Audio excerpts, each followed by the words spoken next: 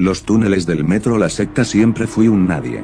Desde que tengo memoria, viví en la calle, sobreviviendo a base de lo que pudiera encontrar. La comida era un lujo, la droga, una necesidad. Era lo único que me hacía olvidar el hambre, el frío y la basura que me rodeaba. Mi nombre ya no importa. Lo que importa es lo que vi aquella noche en el metro de la Ciudad de México. Era una noche como cualquier otra. Me había inyectado una dosis más fuerte de lo normal, y mi mente flotaba entre la realidad y el delirio. Caminaba sin rumbo fijo, tambaleándome entre los vagones del metro, como un alma en pena.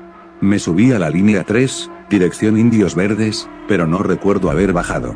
Solo sé que, en algún momento, me quedé dormido y desperté en una estación desconocida. Era extraño. No había anuncios, no había gente, no había ruidos. Solo el eco de mis propios pasos. La iluminación era tenue, casi inexistente. El aire olía a humedad y óxido. A lo lejos, un letrero corroído por el tiempo tenía un nombre apenas legible: Estación Indios Verdes.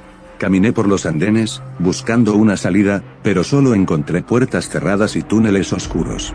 Justo cuando estaba a punto de entrar en pánico, vi algo que me llamó la atención: una pequeña puerta metálica, semiabierta, al fondo del andén. Me acerqué y, con algo de esfuerzo, la empujé. Detrás de ella había un pasillo estrecho y oscuro, iluminado por antorchas empotradas en las paredes. Todo parecía salido de otra época. El suelo era de piedra, con marcas talladas que no entendía, y las paredes estaban cubiertas de inscripciones en latín y símbolos extraños. Mi corazón latía con fuerza. Sentía que no debía estar ahí, pero mi cuerpo se movía por inercia. Seguí caminando, hipnotizado, hasta que llegué a una enorme sala subterránea. Y ahí estaban ellos. Decenas de figuras encapuchadas se arrodillaban en torno a un altar de piedra negra. En el centro, un hombre con una túnica carmesí sostenía un cuchillo de obsidiana. Frente a él, un hombre desnudo y amordazado se retorcía sobre el altar. Intenté dar un paso atrás, pero algo crujió bajo mis pies. Una ramita, un hueso, no lo sé. Lo que sí sé es que el hombre de la túnica alzó la cabeza y me miró directamente. Sus ojos eran rojos. No metafóricamente, no inyectados de sangre. Eran completamente rojos, sin pupilas ni iris, como brasas ardientes. Tenemos un invitado, dijo. Con voz cavernosa. Los encapuchados se giraron al unísono. Me sentí atrapado en una pesadilla. Algo en mi cerebro me decía que debía correr, pero mis piernas no respondían. El hombre levantó su cuchillo y lo hundió en el pecho del hombre. La sangre brotó en un chorro oscuro, y algo en el aire cambió. Las antorchas parpadearon, y el suelo comenzó a temblar. Un rugido siniestro, inhumano, llenó la sala. Algo despertó. Las paredes comenzaron a rezumar una sustancia negra y espesa, como si la piedra estuviera sangrando. La figura en el altar se convulsionó y sus extremidades se retorcieron en ángulos imposibles. Su boca se abrió demasiado, mucho más de lo que debería, y un grito inhumano surgió de su interior. El líder de la secta me señaló con su dedo huesudo: él será el próximo. Mis piernas finalmente reaccionaron. Corrí como nunca antes en mi vida, de vuelta por el pasillo, tropezando con las piedras, arañando las paredes en mi desesperación. Detrás de mí, escuché el sonido de pies descalzos persiguiéndome, acompañados por risas distorsionadas. Llegué a la puerta de metal y la cerré de un portazo. Me lancé al andén, jadeando, con el corazón a punto de estallar. El ruido se detuvo. Miré alrededor. Ya no estaba en la estación Indios Verdes. Estaba en la línea 3, en la estación Hidalgo. Me quedé ahí, temblando, tratando de entender qué había pasado. La gente pasaba junto a mí sin prestarme atención, como si nada hubiera ocurrido. Pero yo sé la verdad. A veces, cuando camino por las estaciones en la madrugada, todavía escucho los susurros.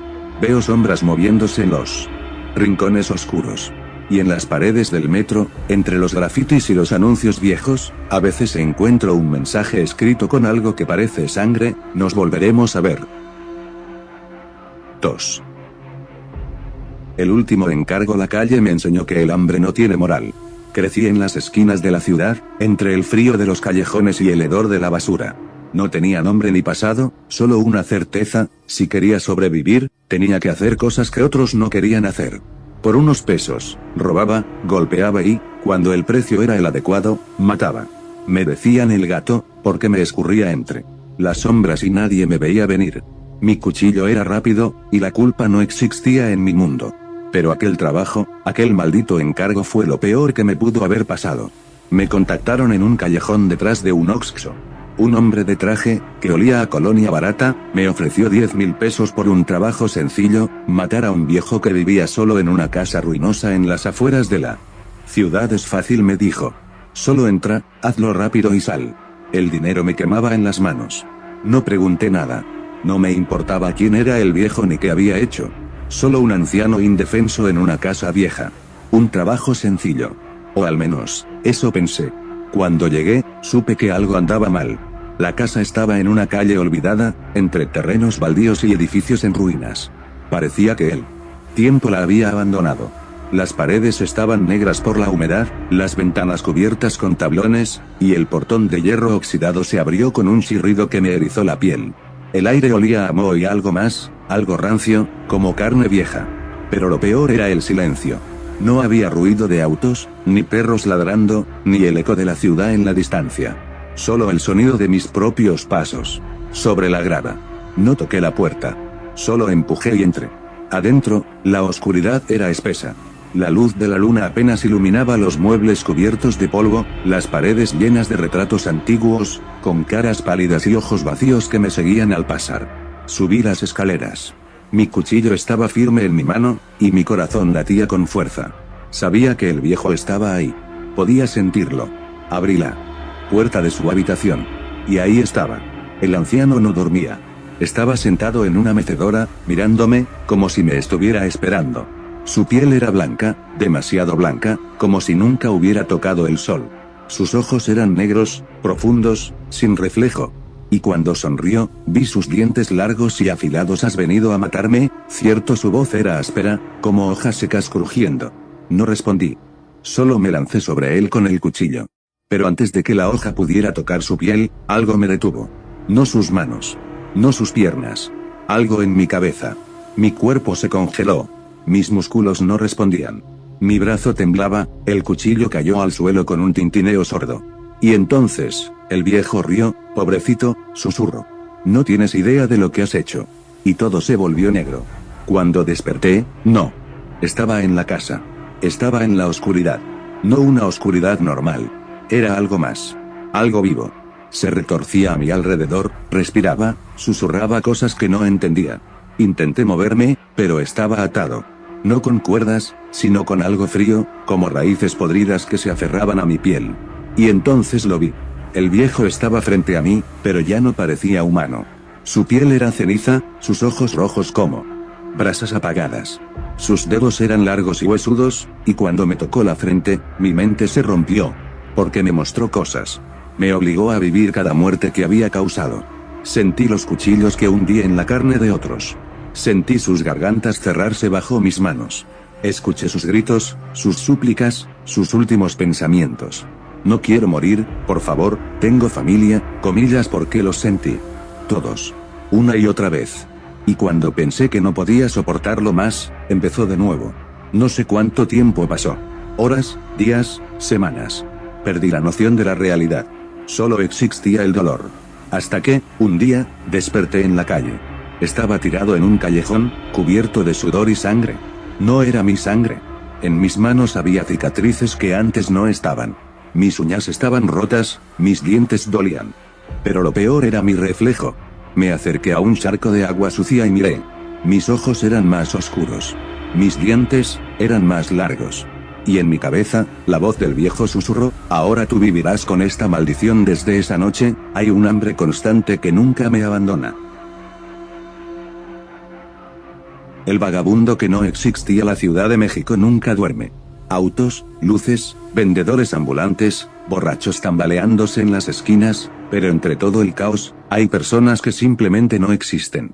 Yo era una de ellas. Vivía en las calles desde hacía años. No tenía nombre, no tenía familia, y a nadie le importaba si desaparecía. Hasta que desaparecí. Siempre me quedaba en la misma zona. Calles sucias cerca del metro Hidalgo, a un costado de una plaza olvidada que nadie visitaba. Era un lugar extraño. Las bancas estaban podridas, las lámparas nunca funcionaban y, aunque estaba en el centro de la ciudad, nunca había gente. Pero lo peor era la estatua. En medio de la plaza había una figura de piedra, gastada por el tiempo. representaba a un hombre con un abrigo largo y la cabeza inclinada hacia abajo, como si estuviera susurrando algo. Nadie sabía quién era. No tenía placa ni nombre. Solo estaba ahí, mirándome cada noche. Todo cambió cuando una madrugada desperté con una sensación extraña. No frío. No hambre. Algo peor. La sensación de que alguien me estaba viendo. Me enderecé en mi caja de cartón y miré a mi alrededor. La plaza seguía vacía, las calles desiertas.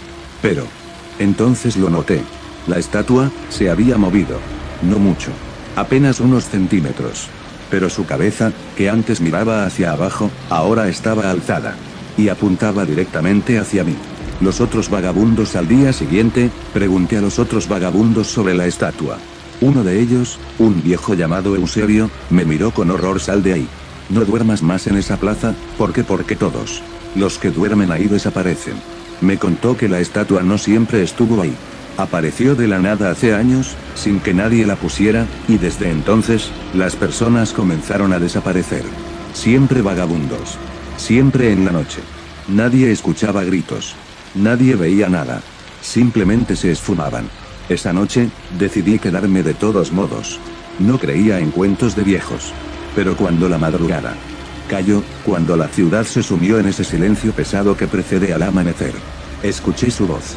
Un murmullo bajo, monótono, incomprensible. No venía de la calle. Venía de la estatua. Me levanté con el corazón en la garganta. El susurro seguía, apenas un murmullo entre el viento, como si la piedra estuviera tratando de hablarme. Y entonces, la vi moverse. No como una persona. No con pasos o gestos. Simplemente cambió de posición. Parpadeé y ahora estaba más cerca. Parpadeé otra vez y ya estaba frente a mí. No grité. No corrí. No podía. Porque en ese instante, entendí la verdad. No era una estatua. Era algo más. Algo que llevaba siglos esperando, acechando, alimentándose de los olvidados. Y esa noche, era mi turno. Lo último que recuerdo fue su mano de piedra tocando mi frente. Un frío indescriptible se apoderó de mí. Y luego, la oscuridad. Cuando desperté, la ciudad era la misma, pero yo ya no era parte de ella. Nadie me veía. Nadie me escuchaba. Nadie recordaba que alguna vez existí. Me acerqué a los otros vagabundos, grité sus nombres, traté de tocarlos. Nada. Y cuando volví la vista a la plaza, había una nueva estatua junto a la antigua. Una figura encorvada, con la cabeza inclinada. Exactamente en la posición en la que dormía todas las noches. ¿Me ves? Sigo aquí. Caminando entre ustedes. Invisible. Olvidado. Esperando a que alguien, aunque sea una sola persona, me vea. Si alguna vez sientes que alguien te observa desde un callejón vacío. Si escuchas un susurro en una plaza abandonada.